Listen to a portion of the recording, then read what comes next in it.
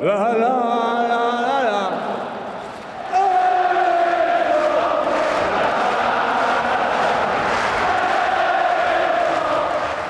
14승 3무 1패, 1패의 주인공 노팅엄 포레스트를 다시 만나게 됩니다. 단순히 복수전으로 치부할 경기가 아니라 1위와 3위 간의 경기로 이번 경기에서 패배를 하게 된다. 비록 한 경기 덜 치렀지만 3점 차이로 좁혀지게 됩니다. 리버풀에게 있어 얼마나 중요한 경기인지 체감이 되시죠? 오늘은 노팅엄 포레스트와의 경기 전 어떤 방식으로 경기를 운영해야 하는지 관전 포인트에 대해 가볍게 얘기하는 시간을 가져보도록 하겠습니다. 역행 축구. 노팅엄 포레스트의 축구를 간단히 설명하면 트렌드 역행 축구입니다. 점유율 포기, 낮은 강도의 하이프레싱, 다이렉트 공격, 강력한 세트피스 공격 수비. 포기라는 단어가 조금 극단적으로 들리실 수 있겠지만 그만큼 최근 축구 트렌드와 정반대 성향의 전술적 방향성을 택하고 있는 것만 인지하면 됩니다. 위에 나온 4가지 조건을 충족하는 전술적 방향성을 택한다? 적어도 4위권 안에서 감독직을 맡을 수는 없습니다. 이는 경기 통제권과 주도적인 운영을 포기한 것과 다름없기 때문이죠. 그런데 정말 아이러니하게도 노팅엄 포레스트는 현재 3위에 위치하고 있습니다. 물론 아직 시즌 절반이 남았다 보니 최종 4위 안에서 마무리할 확률을 그렇게 높게 보지는 않지만 전반기 3위는 가히 충격적인 결과죠. 그럼 어떻게 이 팀은 3위를 유지하고 있고 리버풀은 어떻게 공략해야만 할까요? 낮은 수비 라인, 미드 블록, 즉 미드 서드를 보호하는 게 노팅엄 포레스트의 첫 번째 수비 세팅입니다. 물론 전방 압박을 통해 파이널 서드에서의 공격적인 수비 장면도 보여주지만 대부분의 시간은 미드 서드와 디펜스 서드 수비 세팅입니다. 가장 이해하기 쉬운 전방 압박 강도 수치 PPDA를 보게 되면 노팅엄 포레스트는 전체 22에 해당됩니다. 즉 전방에서의 압박 강도가 리그 꼴찌라는 얘기죠. PPDA가 절대적인 전방 압박 수치라 말할 수는 없지만 리그 3위 팀이 PPDA 22, 노팅엄 포레스트 근처에 있는 팀은 에버튼, 입스위치, 레스터, 아스톤빌라에서부터는 노팅엄과 3 가까이 수치적인 차이가 있기에 사실상 평균에 가까운 편이지 압박이 가장 약하다는 평을 내리기엔 무리가 있습니다. 리그 최하위권에 있는 울버햄튼, 사우스햄튼은 되려 하이프레싱을 토대로 강팀 상대로도 완전히 내려앉지 않는 공격적인 운영을 하려 합니다. 그래서 PPDA 값은 10.85, 11.31로 10위권 안팎의 수치를 보이죠. 그렇지만 노팅엄은 15.23, 22, 전방 압박 비중, 빈도가 낮으며 미드블록, 로우블록 이러한 셋업을 좋아한다. 리그 3위 팀의 PPDA가 꼴찌라는 것은 점유율을 포기한다는 얘기와도 직결됩니다. 점유율 순위도 보시죠. 리그 22가 바로 노팅엄 포레스트입니다. 말이 되나요? 그리고 그 주변에 있는 팀들의 이름도 낯설지 않습니다. 에버튼, 입스위치, 크리스탈 팰리스. 리그 최하위이기에 어쩔 수 없이 점유율을 상대에게 내주는 게 아니라 그냥 경기 운영 방식 자체가 점유율 베이스가 아니라는 것을 의미하죠. 경기 장면으로 이해를 돕자면 지금과 같이 미드 서드를 보호하기 위해 1차적으로 4-2-4 포메이션을 활용합니다. 3위 빌드업을 활용하는 팀을 상대로 양쪽 윙어들은 좌우 센터백을 압박하며 9번과 10번은 상대의 6번을 견제하는 동시에 센터백을 압박하는 것이죠. 노팅엄 포레스트는 결코 파이널 서드에서 센터백을 괴롭히지 않습니다. 미드 서드를 1차적으로 보호하며 그 다음은 지금과 같이 4-4-2 형태로 로우 블록을 세운 다음 디펜스 서드 방어에 집중합니다. 오로지 선수비 후역습을 위한 시스템이라 말할 수 있죠. 리버풀은 그럼 어떻게 이 공간을 뚫어내야 할까요? 결국 컷백 크로스, 맨시티가 뚫어낸 방식을 통해 봅시다. 현재 포지셔닝을 보시면 레프트백 그바르디올이 상대 윙어를 안으로 당기고 도쿠는 상대 풀백이 마크하고 있습니다. 예를 들어서 현재 그바르디올이 서 있는 지점에서의 크로스는 아무런 의미가 없습니다. 이미 피지컬적인 선수들과 많은 수비 숫자를 투입하는 노팅엄의 6야드 공간을 뚫어내는 건 확률적으로 너무 낮은 선택이기 때문이죠. 무조건 하프 스페이스를 통한 공략이 필요합니다. 다음 동작을 봅시다. 도쿠가 안으로 들어가는 게 아니라 측면에 머무르면서 그바르디올이 볼을 소유하고 있으면 지금과 같이 풀백이 안으로 좁히질 못합니다. 그러면 비어있는 하프 스페이스에 미드필더가 들어갈 수 있는 것이죠. 당시 6번으로 출전한 귄도안이 하프 스페이스로 진입합니다. 6번 귄도안의 마크맨은 10번 미드필더이지만 센터백과 스위칭, 컷백 크로스를 의식하며 중앙으로 좁힙니다. 수비수들이 얼마나 많은지 보이시죠? 센터백 2명, 미드필더 3명, 풀백 1명. 이미 2명이 박스 바깥에 있음에도 6명이 안에 진입하고 있습니다. 이 말은 즉 중앙 컷백 움직임에 대한 대처를 하겠다는 의미겠죠. 귄도안은 더 큰 각도를 만들기 위해 안으로 더 치고 들어갑니다. 여기서의 디테일은 베실바의 움직임입니다. 오른쪽 윙포워드로 출전한 베실바가 대각선으로 들어가주면서 풀백도 6야드 안에 모두 집어넣습니다. 풀백이 본래 센터백이 있어야 하는 자리까지 들어오게 되면 오른쪽 미드필더를 잡을 자원이 없겠죠. 귄도안은 길게 크로스를 올려줍니다. 오른쪽 미드필더로 출전한 데브라이너가 노마크 헤더 찬스를 맞이합니다. 본래 데브라이너를 마크해야 하는 20번 윙포워드가 그릴리시에게 붙어있으니 이런 기회가 나왔죠. 그 안에는 베실바가 지금처럼 대각선으로 들어가며 풀백을 당겨준 움직임, 이게 정말 컸습니다. 데브라이너의 헤더, 베실바가 이를 앞에서 이어받아 득점으로 해결합니다. 이 과정에 로우 블록을 깨는 공식 모든 게 들어가 있죠. 첫 번째, 풀백을 바깥으로 당기면서 수비 라인의 혼선을 야기한다. 두 번째, 벌어진 수비 라인을 틈타 하프 스페이스 공략. 세 번째, 중앙에 밀집시킨 다음 컵백 크로스 시도, 반대편 윙어의 미끼 움직임. 네 번째, 컵백 크로스 각이 나오지 않자 먼 포스트 크로스, 노마크 헤더. 이 득점의 핵심은 풀백을 어떻게 이동시키느냐입니다. 좁은 공간은 풀백, 6번 미드필더를 어디로 이동시키는지에 따라 하프 스페이스 공간이 발생하거나 일명 14번 존, 페널티 박스 앞 공간이 발생하는 것이다 보니 리버풀도 지금의 맨시티와 같이 컵백 크로스 활용을 위해 하프 스페이스를 집중적으로 공략하게 될 겁니다. 지금의 패턴을 생각하면서 보면 다가올 노팅엄전이 더 재미있게 느껴지겠죠. 다음은 다이렉트 어택, 역습과 롱볼을 의미합니다. 노팅엄 포레스트의 주된 공격 패턴은 세트피스, 역습 두 가지입니다. 이는 수치상으로 봤을 때 리그 내 세 번째로 높은 역습을 통한 슈팅 29회가 말해주죠. 물론 이를 통한 득점이 4골로 많은 건 아닙니다. 그렇지만 20경기 29득점의 팀이 역습을 통해 4득점을 기록했다면 마냥 낮다고 얘기할 수는 없겠죠. 낮은 점유율을 기반으로 지금처럼 내려하는 상황이 많다 보니 당연히 역습 기반의 공격 세팅을 할 수밖에 없습니다. 그러니 리버풀은 이를 잘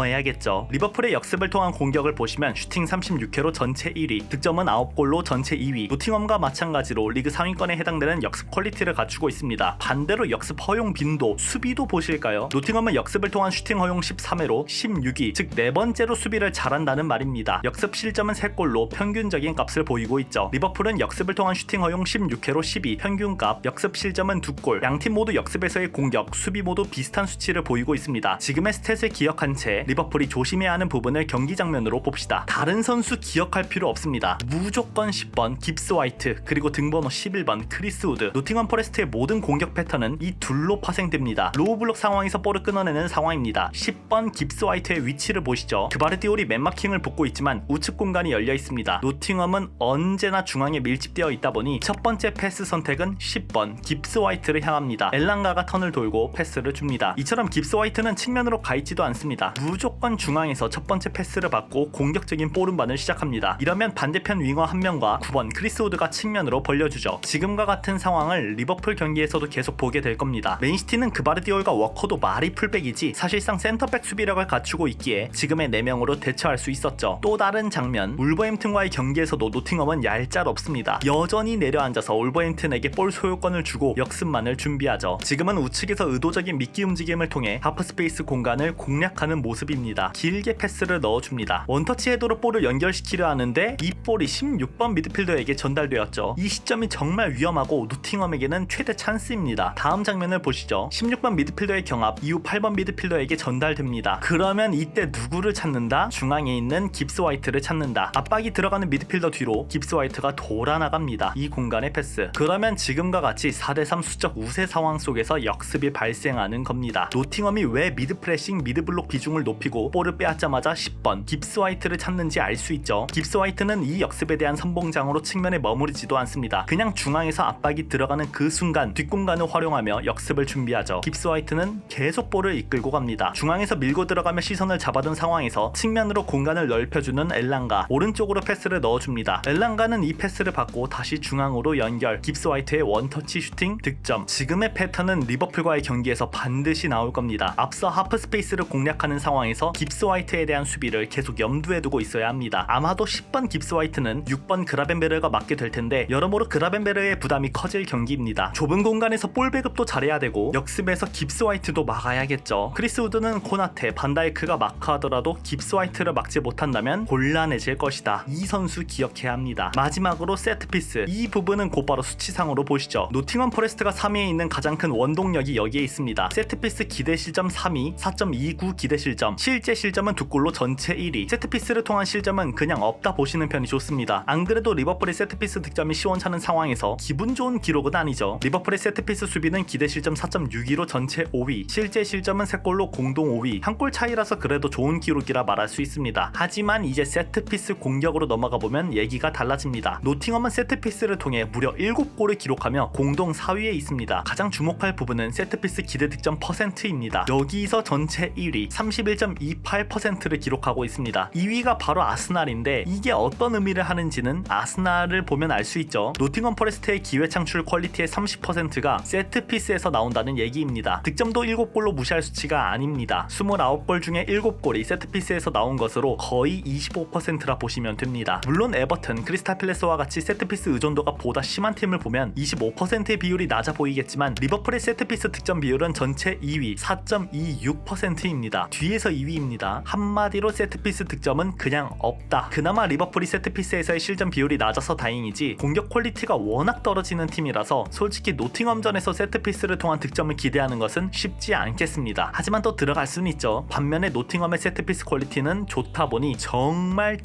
조심해야 한다. 결론, 프리뷰를 처음 하다 보니까 간단 정리하려 했는데 너무 길어졌습니다. 사실 이것도 쓰다가 몇 개 버렸습니다. 아무튼 이번 노팅엄 원정에서 조심해야 할 부분은 역습과 세트피스입니다. 상대 수비 공간을 공략하기 위해서는 하프 스페이스를 활용한 컵백에 집중해야 하며 이를 만들어내기 위해 로버트슨의 침투 움직임이 자주 발생할 수 있습니다. 수비 상황에서는 그라벤베르가 어떻게 깁스 화이트를 막아 세우는지 이 부분을 생각하면서 경기를 보시면 더 재미있지 않을까 싶습니다. 오늘은 여기까지. 다음에 더 간단히 야무지게 정리해서 올려보도록 하겠습니다. 그럼 안녕.